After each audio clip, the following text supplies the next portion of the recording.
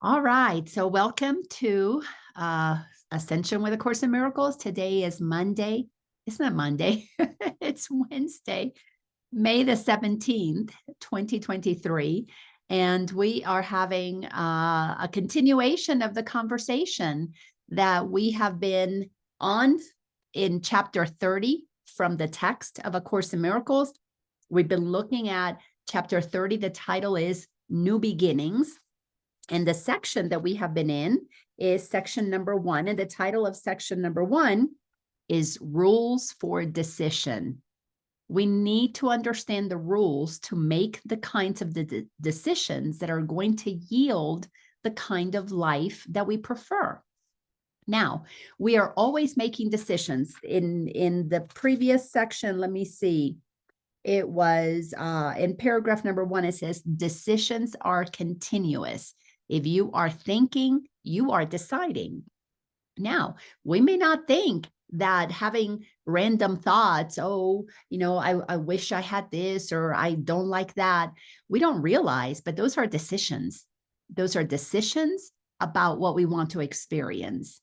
And because our mind has not been trained in understanding how powerful it is, we've been making decisions our own lives, our whole lives, I should say, about, I know so-and-so is so mean. Well, they're going to be mean to you. I've just been railroaded by that person. Well, you're going to get railroaded. You're accepting that people con you or people cheat you. Every thought that we have is creative. Every thought is a decision for what we want to experience. What the Course in Miracles is attempting to teach us is how to train our mind from deciding with the ego, deciding with fear, to deciding with God, deciding with love. In other words, we are being taught how to consciously think so that every thought that we have, we understand that it is a decision for an outcome. Just because we didn't know the rules of the game does not mean that the rules of the game were not in place. They have always been in place. Just as, you don't need to learn about gravity for gravity to always be there. You don't even need to agree that gravity exists and gravity is going to do its thing. What we want to do, what the whole journey of awakening is really the process of training our mind to be aware of the consequences of thinking with the ego, to recognize that we were creating all along, albeit unconsciously, but that does not make us a victim to the circumstances. It just made us an unconscious creator. Now we're taking 100% responsibility for the realization that all thoughts are decisions for outcomes. And when you know that, and you take 100% responsibility for your thinking, you become the witness of the thoughts. You stand behind the thoughts. And this is what awareness is all about. You become aware of what you prefer, what you don't prefer. You become aware of the thoughts, so you can consciously choose the thoughts that you prefer. So the mind is being trained to think between the wrong thinking, which is what the ego is, and right thinking, which is what thinking with God is. When you understand that our thoughts about God were thoughts that we were indoctrinated with, and if those thoughts that we got indoctrinated with about God, of course, only when we're unconscious, and they're thoughts of a God to be feared, of a wrathful God, and we grow up with fear of God. We grow up not liking that kind of a father. Who wants a father that's going to get mad at you and turn you to stone? Or as it's stated in the Old Testament, a God that says it's okay to do a sacrifice, to sacrifice us because we were not behaving. So when we understand that we have to take care of what is in our mind, become responsible for what's in our mind, we also have to cultivate a new relationship with God. We have to come to know what God is, because ego is a block to God. And if you're following what you've been taught about God, and it is all of the low frequency ideas of God, negative ideas of God, then you believe that fearing is okay, because after all, we're taught to fear God. But when you enter this journey and you realize that love is all that is. Hold on a quick second. I've got a little barking puppy. Hold on. All right. Sorry about that quick little detour there. How to make sure my little puppy had a toy. She wants mama's attention. Anyways, when we understand what God really is, that it is a loving God, and we understand what the Course in Miracles is teaching us, that nothing real can be threatened. Love cannot be threatened. Our eternalness cannot be threatened. The fact that our thoughts are creative, that can't be threatened. That's going to stay there forever because God decreed it so. So when you become aware of the right mind and the wrong mind, and you realize that the wrong thinking is just low frequency thinking that creates an experience of darkness, contraction, discomfort, confusion, all of those things that are all about separation. Then you've got to look at, well, then what is the opposite of that? Because that is what God is. Ego is an attempt to oppose God. So what is the ego opposing? It's opposing everything that is opposite to itself. So fear, the opposite would be love. But when you understand that love is all there is, then there really is no opposite. But we treat it as an opposite until our mind is fully trained and we are aligned with the truth of who we are, with the truth of who God is. So the Course wants us to really understand the rules to make the decision to shift from ego and move into believing, and not only believing, but knowing that you are co-creating the world that you experience by the thoughts that you think, because every thought is a decision for what you want to experience. And again, you don't need to be aware of this for this to be functioning. So that's why we're waking up. So we become conscious beings and begin to co-create consciously with a willingness to have what it is that we prefer.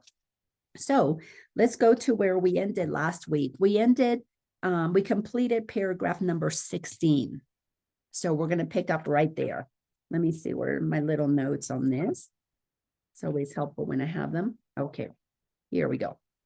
So we're going to start with paragraph 16. And this is talking about, let me go back to the previous paragraph just to bring us into the same page, so that today, if you watch this and you had not been listening to the series, that you will not be lost because you will know exactly what we're talking about. So Jesus, and that's who channels A Course in Miracles, Jesus wants us to understand that we don't need to start our day randomly. We can start our day. This is when you're conscious with, what kind of a day do I want? That's it. What kind of a day do I want? And when you're deciding with God, you know it's going to be a beautiful day. It's going to be a holy, good, happy day, because God, being love, only creates that which is sons and daughters, its children, it's all of the beings in the universe are to experience as a loving experience. God created us for that, to expand the kingdom, to share the glory, the goodness that we have discovered, to share it with others. The job of the ego is to block that expansion. That's what the ego does. It's saying, no, God says it's all going to be love, joy, and peace, and we're going to expand. The ego says, nope, I'm in charge, and we're going to do it my way. And my way is the opposite. Because if the ego was doing God's way, there wouldn't be an ego. You'd just be doing God's way. So ego is an opposite to God's way. So when you are becoming conscious and you're taking control of your mind, you start off with, what do you want to feel? What do you want to experience? And if you are honest with yourself, we all want to feel good. We all want to have joy, freedom, peace. That's what we prefer. So once you make that decision consciously, that's what I want, your thoughts have to be aligned with God. Otherwise, you're going to be listening to the ego and you're going to be blocking that. So you want things to be fun and easy, but the ego is telling you there's no such thing as fun and ease. Things are hard. You got to work hard in this life. You got to claw your way to the top. It's a dog-eat-dog world. Well, because your thoughts are creative, whether you believe in that or not, every thought is a decision, then you've just decided It's going to be difficult. I can't trust people. I've got to claw my way through this. It's going to be, at this age, I'm going to get this kind of illness because that's when my mom had it.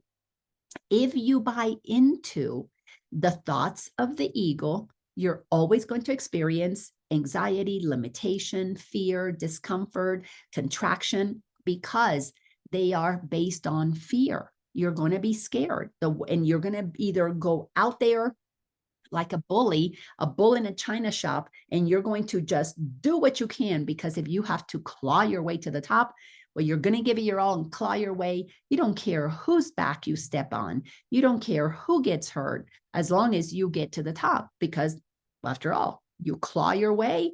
That means you might even kill your way to the top. So as we understand these lessons, as we make a decision for the new beginning, and the new beginning is to start anew, to stop doing it the old way, to stop doing these same old things, expecting a different result, to stop thinking the way you've always been thinking and expect a different result. Here's an opportunity to start anew. God, what would you have me do? I didn't know that you were a loving God. I thought you were a fearful God. Now that you're a loving God, and I know that that's so, I want to feel the goodness, the love, the joy, the peace that comes from unconditional love. So you start your day. How do I want to feel? What do I want to experience? I want things to go smoothly. If you want that to be your reality, you have to make the decision to only listen to the voice for God. And the voice for God is your intuitive voice. It's the voice that you can say it's a gut feel. It always leaves you feeling peaceful, because there is a knowingness and alignment that says, if I follow that path, it's going to turn out wonderful. Now, the ego is going to come in and say, don't go down that way. You've done that before. Look at Susie. Susie went down that way, and look at what happened to her. So the first intuitive voice is God, and it feels wonderful. And then immediately comes the ego to self-sabotage. That's why people are conflicted. People have anxiety, because they get an inspiration to follow their passion, and then the ego talks them out of it. And that's why we can't get ahead, because we listen to the voice of the ego, because we haven't made a decision that if we are following God, it's going to feel good. Now, while the ego is telling you to be afraid, you're going to be in confusion, and that feels bad. But the fact that you feel bad is an indicator that you're not listening to God. Do you get how simple this is? If you are confused, if you're irritated and worried, you're not listening to God. So once you decide that you want to feel good, you have to decide to only listen to the voice for God. And if you don't listen to the voice for God, and you listen to the ego, and you feel discomfort, then you forgive yourself and acknowledge. This is where honesty is so crucial on this journey. Honesty says, I thought wrongly. I made a mistake. I went back to the ego's ways. Let me think with God. You forgive yourself, and you start anew. The Course in Miracles teach us about the holy instant. The holy instant is every now moment. You can give yourself a holy instant when you shift and lift into knowing, into deciding to listen to the voice for God. If you listen to the voice for ego, you forgive yourself. Every time you forgive yourself, you've created a miracle, because you've shifted your perception from ego to God, from fear to love. Every time you consciously choose with God, you are strengthening your consciousness muscle. You're becoming stronger at your ability to shift and lift. And I say shift and lift because the ego's thought system of fear is a low frequency. When you shift to listening to the voice for God, you are lifting into a higher frequency, a higher vibe. This one feels good. This one, not so much. This one feels expansive because you feel freedom. This one feels contraction. So you feel stuck. You feel like enslaved. You feel like you don't have choices. Whenever you're feeling you don't have choices, that is when you are, thank you for joining us. That is when you're getting an indicator. Stop listening to that voice that makes you feel bad. Again, it is so simple. Consciousness is so simple, but it is not easy. It is not easy to understand what consciousness wants to teach us, because we are in a habit of thinking without thinking. We think without thinking. We think and don't think that our thoughts have power because we have been completely trained out of knowing the power in our mind for thousands upon thousands of years.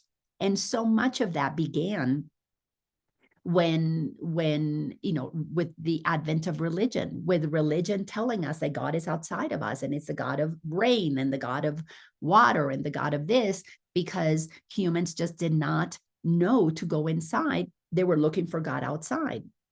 And the reason they didn't go inside because they were listening to the ego, the voice for doubt, the voice that said, well, I'm separate from everything else.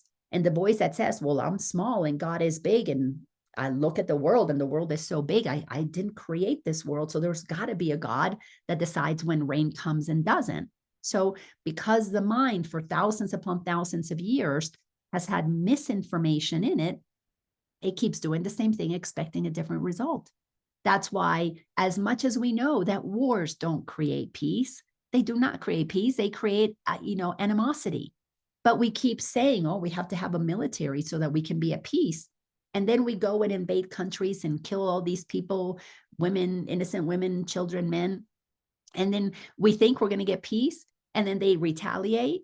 Well, that's because we're using the wrong mind. We are thinking wrongly. And because every thought is a decision for what kind of a world you want, it becomes manifestation. So the Course in Miracles is teaching us so many things. Sorry, today I woke up with a little tickle in my throat, and every now and again, I can feel that. All right, so let's look at this now that I've kind of brought you up to speed. Paragraph number 17. So what kind of day do you want? What kind of a world do you want to have? What kind of a well, let's just say world do you want to have to pass along not only to your children, to your grandchildren, but this is the world you're going to incarnate into if that's the decision that you make once you are on the other side. I absolutely believe that we're always choosing what experience we're going to have because we are free will beings. God created us totally free to have whatever experience we want to have, including the experience of separation. And if you want to feel separation and you choose to come to planet Earth, well, then you're going to incarnate here and you're going to incarnate as a baby. So watch what you're co-creating for the future, because that's the one you're going to incarnate into if that's your choice.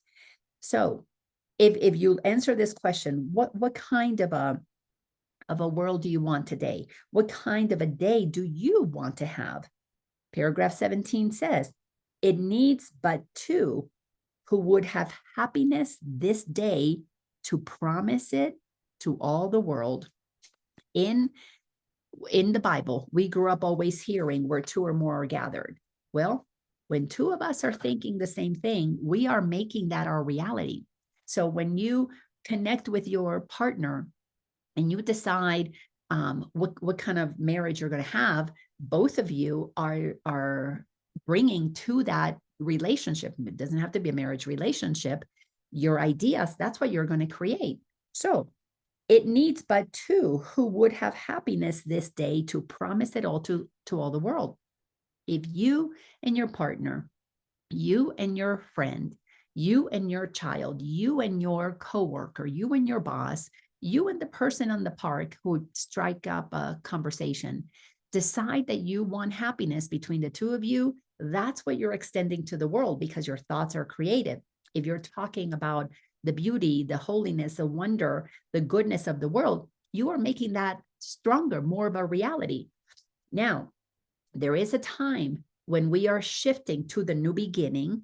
Well, to get to the new beginning, we've got to look at what was here before, see how we got into that situation, and begin to understand that the world is a reflection of our unconscious state of being. Two or more who gather and decide that you want happiness above all else, and you look at the world and the disarray that it's in, you can look at it. And two who decide to forgive the world, who decide to forgive ourselves for having contributed unconsciously our fears, our judgments, because they are creative. They were decisions that we made that had to become a reality in the world. And we made a world that contains both good and bad. because that's what the ego does, confuses us into thinking that there is good and bad.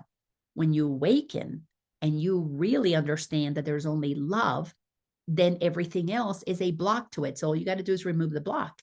And when you remove the block, love takes over. Love shifts everything, just like light. There is no darkness. There is not a plant where we manufacture darkness and then they send you a monthly bill for the darkness that you had in your home at night. There's not such a thing. There is only light, and then there's a block to it.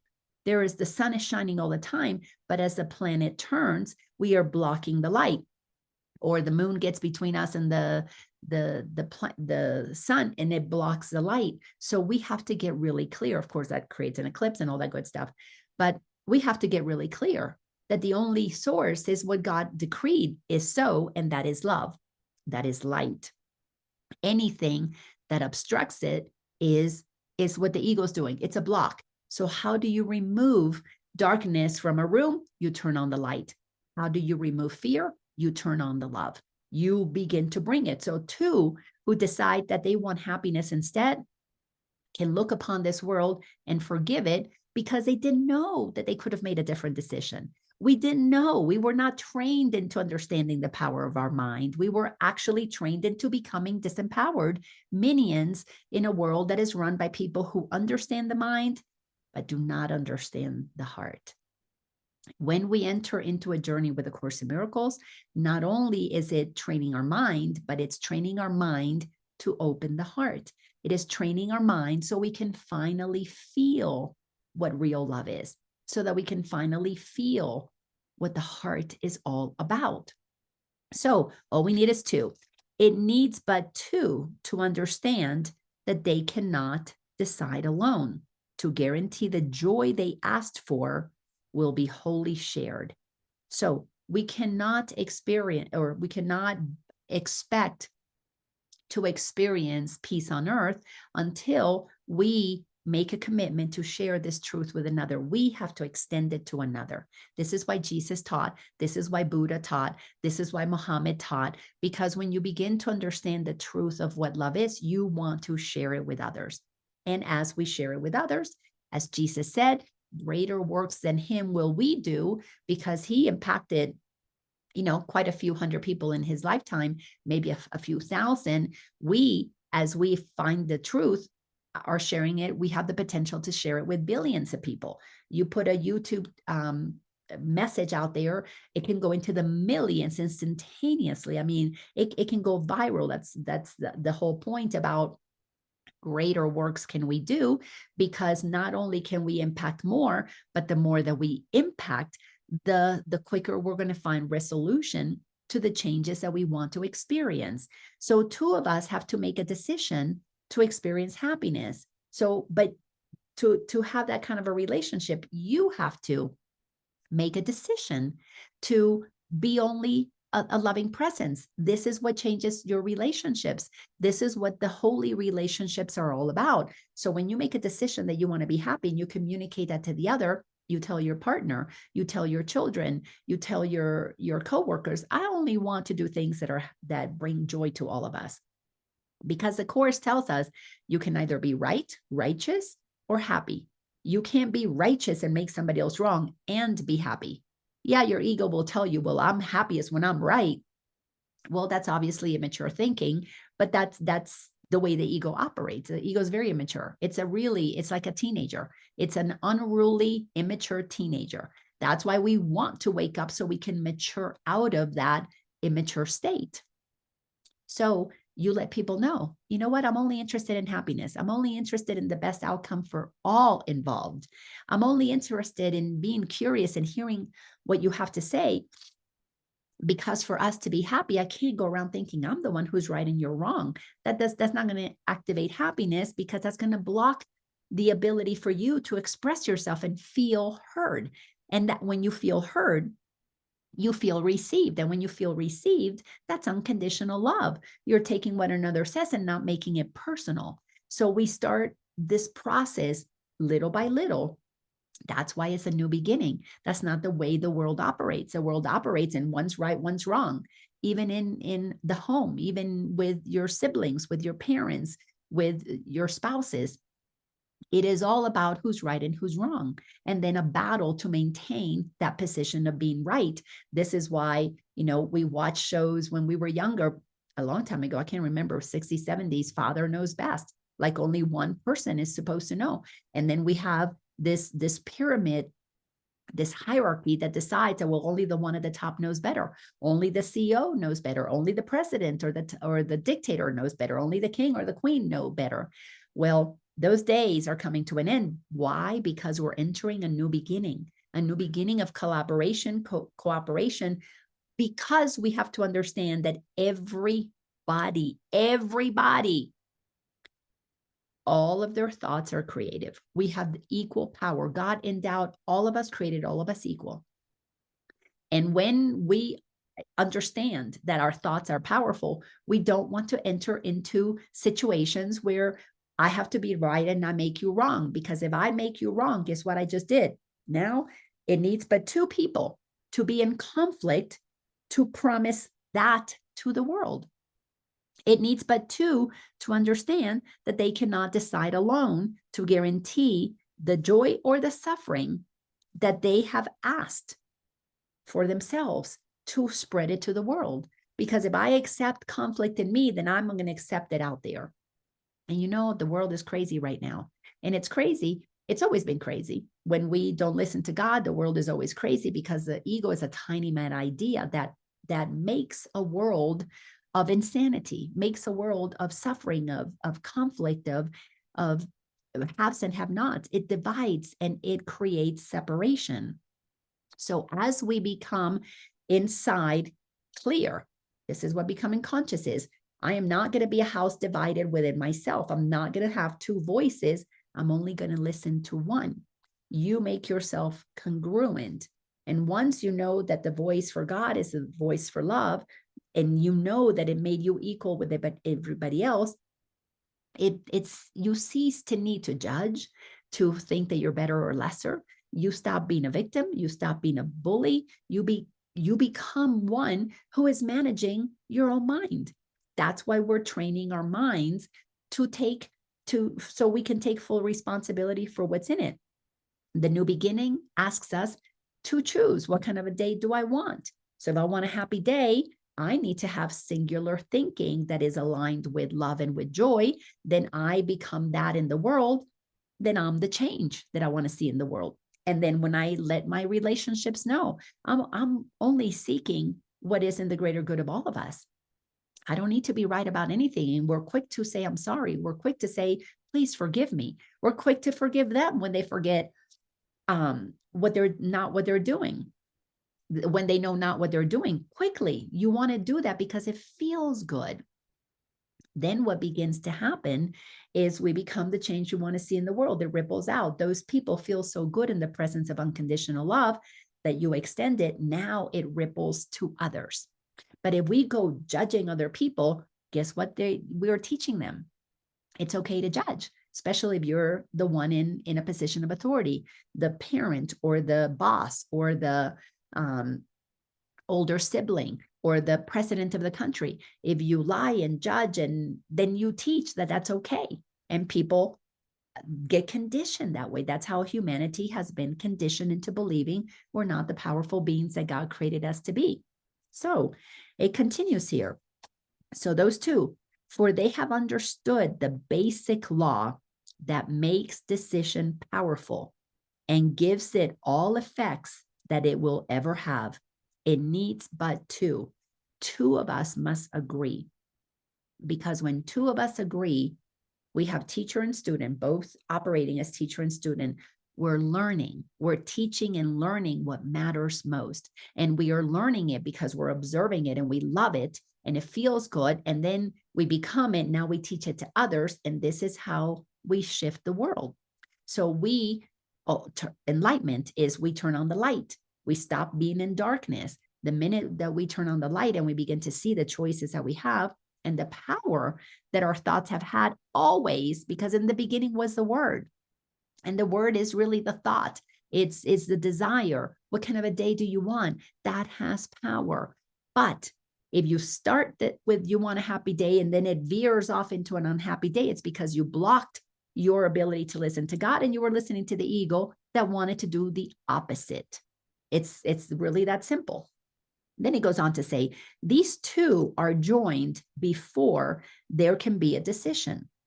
These two, when you connect with another and you come in love, now the two of you can make decisions about what do you want to co-create? What do you want to experience? And now those decisions are powerful because where two or more are gathered, there is love. You put the love of God behind that. And when we have leaders like government people or teachers or principals in schools or doctors or heads of religious institutions who decide to do things for the greater good of all, like Jesus said, and like, Jesus tells us that that's the way we're supposed to do. Do unto others as you'd like them to do unto yourself. Love your neighbor as yourself. If we only practice that, we wouldn't have a world run by ego, because ego is the opposite to that. We would have a world of collaboration, communication, transparency. And we're seeing more and more now people who are rising to positions of power, wanting the greater good for all, selflessly. They're doing things because they want humanity to succeed. They want what is best for others. When we hear stories and we hear about whistleblowers, more often than not, those whistleblowers are coming forth because their conscience got activated and they realize, I can't continue to participate in lies and blocks to truth.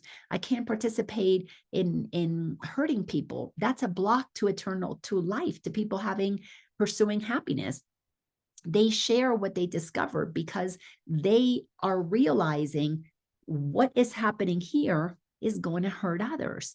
So the minute that you begin to want to do things for the greater good of all, one of the first things you want to experience is transparency. You want to speak about it. You want to get it out of your system. You want to share it so that the whole world can hear the truth that is there.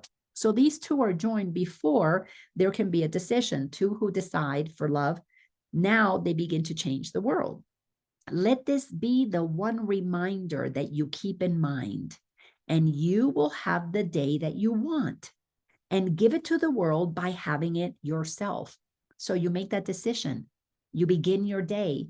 I want to feel good. I want happiness. I want what's for the greater good of all. And I am making a decision to only think thoughts with God. I am not going to continue to think with my ego. So when the ego comes in, I'm going to turn the light on. I'm going to shine the light of truth on it and go, hey, you're trying to block me from joy. You're telling me to be afraid. You're telling me to be anxious. You're telling me that things are going to be bad. You're telling me lies. You're telling me things that oppose God. And I made a decision. I'm only going to align with God. Therefore, I'm not going to entertain these thoughts that are attempting to take me away from what I know will give me the day that I want. And then you go out that way. Everybody that you meet, you're going to look for what is good, what is holy, what is beautiful in them. Because if you don't, you're opposing God. You're imposing your opinion based on indoctrination. And that's what we want to get out of. We want to stop making all of our decisions thinking with indoctrinated information, because indoctrination is misinformation. It opposes truth. And the only reason we're indoctrinated is to pull us away from truth. That's it. Indoctrination doesn't do anything else but block truth, which is why everybody who wants to indoctrinate somebody else is operating from their ego, because ego is projecting, blocking its own truth on other people. I want you to know what I want you to know. And because I don't hear the voice for God, you can't either. Because I don't hear the voice for goodness, you are not going to get goodness from me. You're going to get what I'm telling you. You need to have, so that you can be a reflection of what I believe is true. Why? Because the one who is teaching lies needs a student of lies, just as the one who is teaching truth needs a student who wants truth. That's why when the teacher is ready, you're loving, the students are going to appear, because there is a vibrational resonance that we're drawn to. Just as misery loves company, peace loves company. All right, we're almost at the end of this paragraph. So You can't give it to the world until you have it yourself. So your judgment has been lifted from the world by your decision for a happy day. And as you have received, so must you give. You cannot have a happy day if you're out there unhappy, blaming, shaming, judging, pointing the finger, or this is bad, this is terrible, this shouldn't be so. If you do not have faith that everything is as it should be, you are deciding with the ego because you think you know better than God. But if you know what God knows, then you know that God doesn't judge anything. God has given us all free will and allows all beings to make whatever decisions they want, because we learn through the mirror of the world that is reflected back to us. If you're tired of people cheating on you, well, you have to see people cheating on you for you to see, where do you cheat on yourself? Well, you cheat on yourself when you listen to the voice of lies that tells you you don't deserve better. So if you want to stop having people cheat on you, start listening to the voice that says you're magnificent, you're worthy, you deserve the good, the holy, and the beautiful. And when you believe that for yourself, then you will have a mirror in the world showing that to you. But if you are insecure, you're going to attract people who will take advantage of you. And we don't understand that the world is a mirror because we have been taught that the outer world has power over us. And all of that is part of the indoctrination in false authorities. So as long as you believe mother and father know better than you, older sibling knows better than you, grandparents know better than you. Now, that's not the same as going to them for wisdom. They have lived longer than you and they are sharing their wisdom. But one who is wise doesn't attempt to tell the one who is learning, listen to what I'm saying and just do that. The one who is wise always shares from their experience, knowing that the one that they're imparting wisdom to has to have their experience. So in wisdom, we don't attempt to take the journey away from somebody else. We guide them through the journey. Well, this is what I learned when I did this. Doesn't mean that that's going to happen to you, but it's what happened to me. Because all of our own, everybody's individual experiences are based on their soul's journey, their soul's contract, what they wanted to experience prior to the incarnation. So what might be a bad situation for me that I need a lesson could be a great situation for you, and you don't need that lesson. Somebody who goes out in a boat in a storm, well, one might perish because they might need that lesson. One swims, flows right through it because they don't need to have that lesson. Their lesson is that they've conquered even the stormy seas. So you can't say, don't go out in the middle of a storm because bad things will happen, because that's not everybody's experience. So one who is wise shares, this is what I learned by doing this.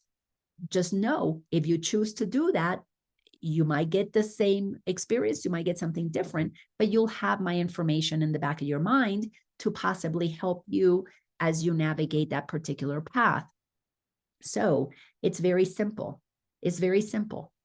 If you want to have a happy day, you must extend happy thoughts. You must be one who is joyful. You must be one who is honest.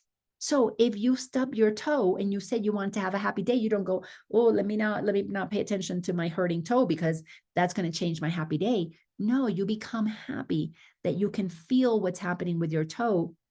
And you take the moment, give yourself a holy instant. You are with a toe. You acknowledge the pain of the toe and you say to yourself, this is a human experience. I'm so grateful that I'm having human experiences that allow me to realize that I've got a physical body, and that helps me see how much I enjoy feeling well.